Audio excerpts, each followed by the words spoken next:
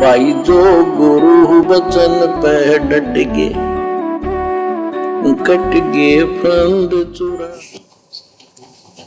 जय जय सतगुरु मेरे की, जय जय सतगुरु मेरे की। सदा साहिबी सुख से वसियों, सतलोक के डेरे की। जय जय सतगुरु मेरे की। एकमात्र जय जय केवल अपने सतगुरु की ही होनी चाहिए। जय जय सतगुरु मेरे की, जय जय सतगुरु मेरे की। और किसी के लिए जगह ही नहीं है, क्योंकि मेरा गुरु स्वयं सत्य पुरुष है। मेरा गुरु स्वयं कबीर परमात्मा है। 650 साल पहले धर्मदास को भी यही भूल लगी थी। बार बार परमात्मा से कहते थे कि मुझे सतलोक दिखाओ, मुझे सत्य पुरुष के दर्शन कराओ। तो परमात्मा कहते थे कि भाई मैं खुद ही सत्य पुरुष हूँ, मेरे में यानी गुरु में और सत्य पुरुष में कोई अंतर नहीं है। लेकिन धर्मदास इस कटु सच्चाई को स्वीकार नहीं कर पा रहा था। वो अपने गुरु को परमात्मा नहीं मान पा रहा था कि ना जाने परमात्मा कैसा होता होगा। ये मेरा गुरु तो, ये कबीर जी तो मेरे जैसा है, हाड़ चाम का शरीर है, इसके आँख भी हैं, नाक भी हैं, कान भी है, ये तो खाता भी है, पीता भी है। भगवान ऐसा थोड़ी हो सकता है। बार बार परमात्मा से प्रार्थना जिद करके बैठ गया। अंत में परमात्मा धर्मदास जी को सतलोक लेकर गए। और जब धर्मदास ने देखा कि सामने सिंहासन पर जो सत्य पुरुष बैठा है, अरे ये तो वही जिंदा बाबा है, अरे ये तो वही मेरे गुरुजी हैं काशी वाले कबीर जी। मैं तो व्यर्थ में उनके साथ वाद विवाद कर रहा था, उनसे जिद कर रहा था, मेरी मति मारी गई थी। और धर्मदास जी जब वापस आए सत्य पुरुष से मिलकर, तो लज्जित हो गए अपने गुरुजी के सामने, शर्मसार हो गए कि अब मैं क्या जवाब दूं। मेरा गुरु मुझे बार बार कहा करता था कि गुरु और गोविंद दो नहीं भाई, जब तक दो समझोगे दो जग में यानी नरक में जाई। अब मैं क्या जवाब दूं अपने गुरुजी को, ये घाव कैसे भरेगा मेरा। तो जब वापस आया तो चरणों में गिर गया। तब जिंदा बाबा के रूप में कबीर परमात्मा ने कहा, यानी धर्मदास जी के गुरु ने कहा कि अब तो तेरी संसा मिट गई ना, मेरी बात पे विश्वास कर लेता। बोला भगवान हम तो जड़मती हैं, मतिहीन प्राणी है, परमात्मा क्षमा करो, माफ करो।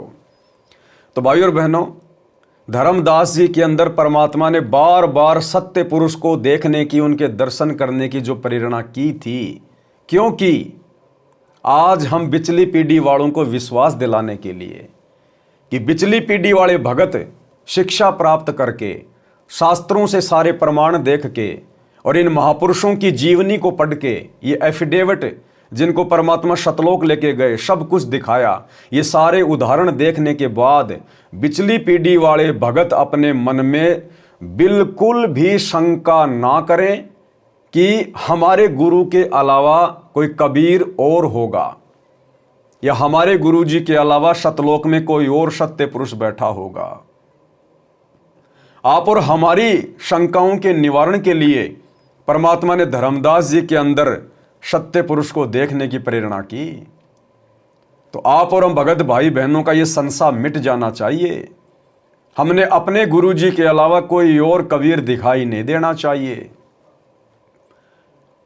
और यदि अभी भी हम अपने गुरु जी के अलावा किसी और का प्रकट दिवस मना रहे हैं, किसी और का फोटो अपने घर पे रखते हैं परमात्मा मान के, जैसे हमारे सतलोक आश्रमों से जुड़े हुए भाई बहन अपने गुरु के रहते सहते, कबीर भगवान के रहते सहते हर साल जून के महीने में उस दाढ़ी मूछ वाले नकली कबीर का प्रकट दिवस मनाते हैं। भगवान मानते हैं उस कागज के टुकड़े को, दाढ़ी मूछ वाली फोटो को, और अपने गुरु को केवल मानुष मानते हैं। सतलोक आश्रमों से जुड़े हुए सभी भगत भाई बहनों के घरों पर, इनके दरबार में, इनके लोकेट में अपने गुरुजी की फोटो के साथ साथ उस मुर्दा बेजुबान कागज के टुकड़े दाढ़ी मूछ वाले कबीर जी की फोटो भी मिलेगी। तो ये पतिव्रता पद की भक्ति नहीं है। फिर हमने धर्मदास जी से क्या शिक्षा ली, हमने कबीर सागर से क्या समझा क्यों परमात्मा ने उदाहरण पेश किए आप और हमें समझाने के लिए, और फिर भी हम वही गलती कर रहे हैं, तो भाई और बहनों फिर हम कैसे मोक्ष के अधिकारी बनेंगे। तो जय जय सतगुरु मेरे की, जय जय सतगुरु मेरे की, यानी भगत के मुख से एकमात्र एक ही शब्द निकलना चाहिए, एक ही जयकारा निकलना चाहिए। परमात्मा की दृष्टि से केवल एक ही मूर्त नजर आनी चाहिए, जय जय सतगुरु मेरे की, सतगुरु रामपाल जी परमेश्वर जी की। जय जय सतगुरु मेरे की, सदा साहिबी सुख से बसियो, उस अमरपुरी के डेरे की। निर्विकार निर्भय तू ही, और सकल वैमान। हे जी साधो और सकल वैमान, सब पर तेरी साहिबी, सब पर तेरी साहिबी, तुझ पर साहिब नाम, निर्विकार निर्भय। हमारे गुरुदेव भगवान सतगुरु रामपाल जी परमेश्वर जी इतने समर्थ हैं, उनके अलावा सृष्टि में और कोई निर्भय नहीं है, कोई निर्विकार नहीं है। निर्विकार यानी जो महापुरुष तीनों गुणों के प्रभाव से, 25 प्रकृतियों के प्रभाव से, काम क्रोध लोभ मद अहंकार के प्रभाव से दूर हो, जो अबंध हो, सर्वशक्तिमान हो, हमारे गुरुदेव के अलावा सृष्टि में कोई अन्य नहीं है। फिर ऐसा निर्विकार परमात्मा जिनको ना रजोगुण का प्रभाव सताए, ना तमोगुण का, ना शतोगुण का, फिर हम अपनी अज्ञानता में ये कैसे मान बैठे हैं कि हमारे गुरुजी ने 8 सितंबर के दिन गांव धनाना में इंद्रो माई के पेट से जन्म लिया है। ये शब्द बोलने से पहले कि हमारे गुरुजी का जन्म हुआ है, इंद्रो माई के गर्भ से हुआ है, हम नीचों की जीभ कट जानी चाहिए, जीभ। हम अपने गुरुजी के विषय में नहीं, हम परमात्मा के विषय में क्या बोल रहे हैं, हमने ये सोचना चाहिए। अपने गुरुदेव भगवान के विषय में कुछ भी बोलने से पहले, मन में चिंतन मनन करने से पहले हमने ये विचार करना चाहिए कि हम अपने गुरुजी के बारे में नहीं, हम परमात्मा के बारे में बोलने जा रहे हैं। और परमेश्वर कभी किसी मां के गर्भ से जन्म लेके नहीं आता। इस सृष्टि में कोई ऐसी औरत, कोई ऐसी मां नहीं है जो परमात्मा को जन्म दे सके। सारी सृष्टि को अपने आधे बाल के ऊपर रखे हुए परमात्मा को 9 महीने अपने गर्भ में रख सके। इस सृष्टि में ऐसी कोई माता नहीं है। ये सतगुरु सबकी माता है, जिसने सबको अपने अंदर से उत्पन्न किया है। हम सब इस मां के अंश हैं। इसको भला कौन जन्म देगा। और फिर भी यदि भाई बहन मानते हैं कि हमारे गुरुजी का जन्म हुआ है, तो भाई फिर इस जन्म में आप मोक्ष की उम्मीद मत करना, क्योंकि गुरु को मानुष मानने वाला 84 लाख योनियों का अधिकारी होता है, नरक का अधिकारी होता है, सतलोक का नहीं। गुरु मानुष कर जानते वो नर कहिए अंध, और वह दुखी संसार में फिर आगे काल के फंद। काल के फंद में क्या क्या आता है? 84 लाख योनियां, नरक, घोर कष्ट, यातनाएं। तो ये गलती हम भाई बहन भूलकर भी ना करें। ये स्वयंभू परमात्मा है, स्वयं ही प्रकट होता है, जब चाहे जहां प्रकट हो जाए, जिस रूप में चाहे प्रकट हो जाए, जितनी बार चाहे प्रकट हो जाए। ये अबंध है, इन्हें रोकने वाला सृष्टि में कोई नहीं है।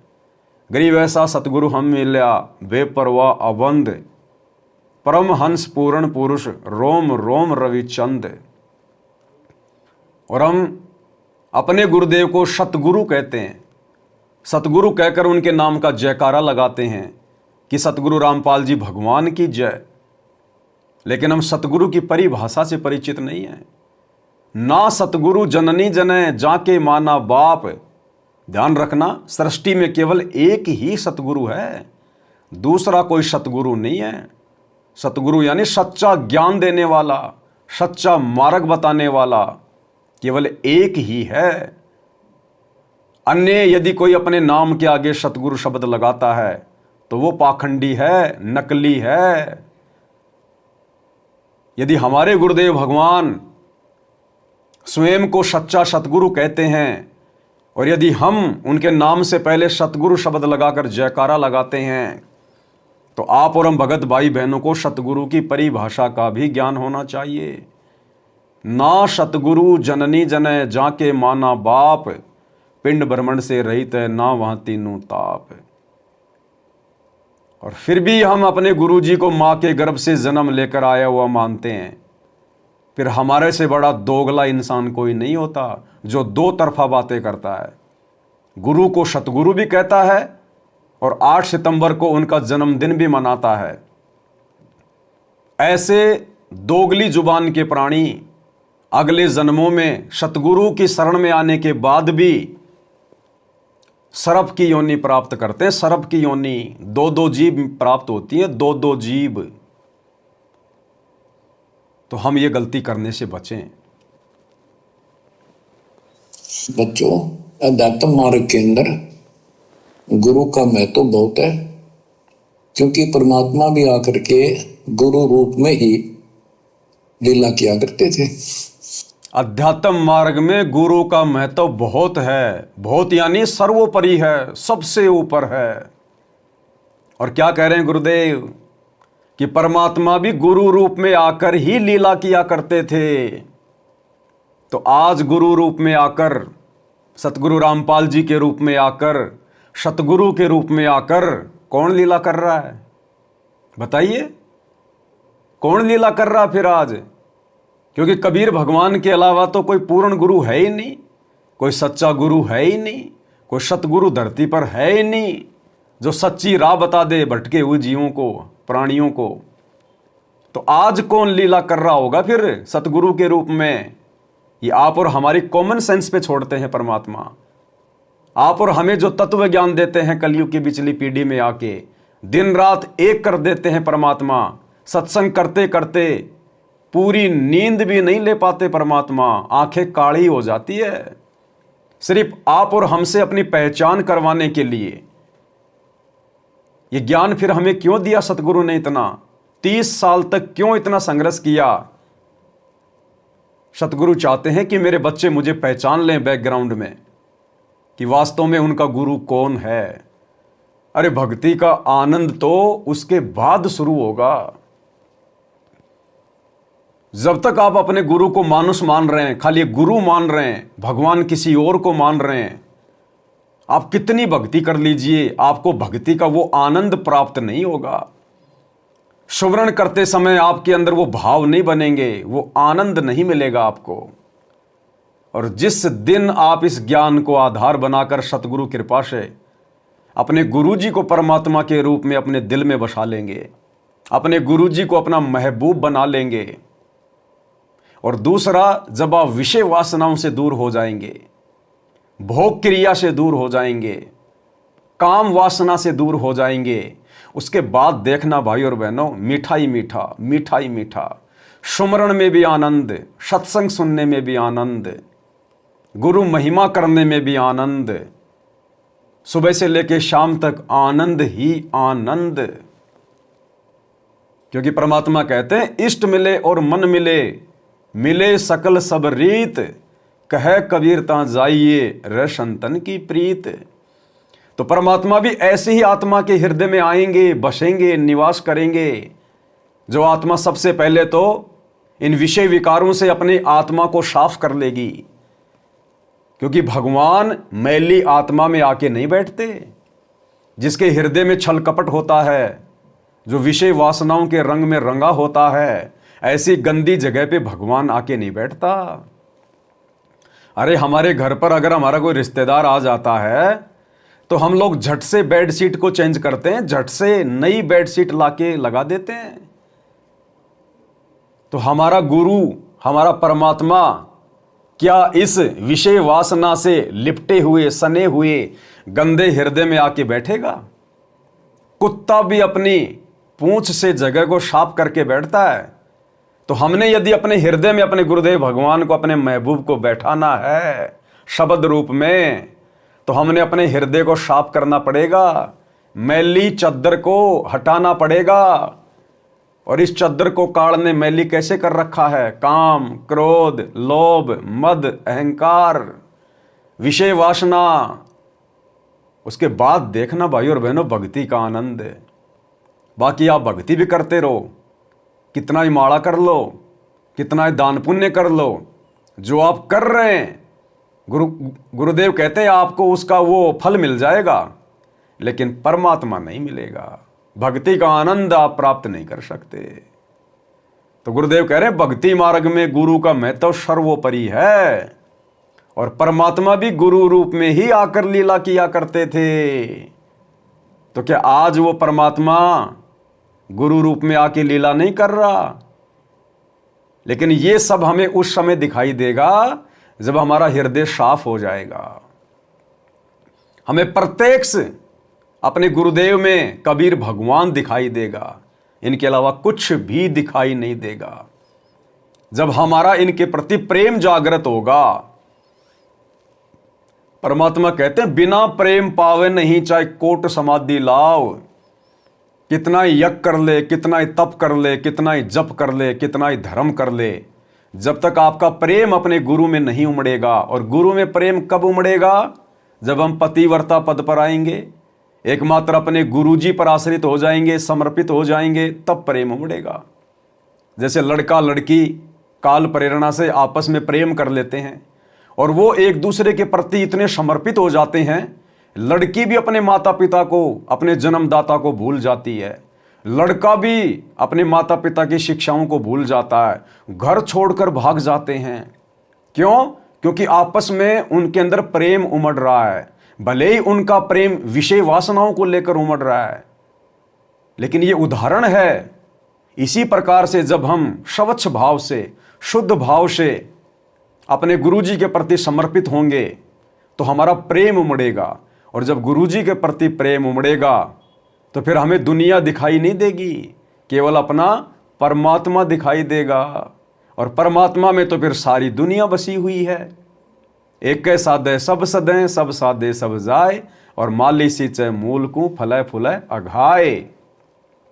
तो गुरुदेव भगवान के सत्संग करने का एकमात्र प्रयोजन यही होता है कि आत्मा जितना जल्दी हो सके गुरु में परमात्मा को ढूंढ ले, गुरु में परमात्मा को देखना शुरू कर दे। क्योंकि ये भक्ति की पहली सीढ़ी है गुरु, और आखिरी सीढ़ी भी गुरु ही है।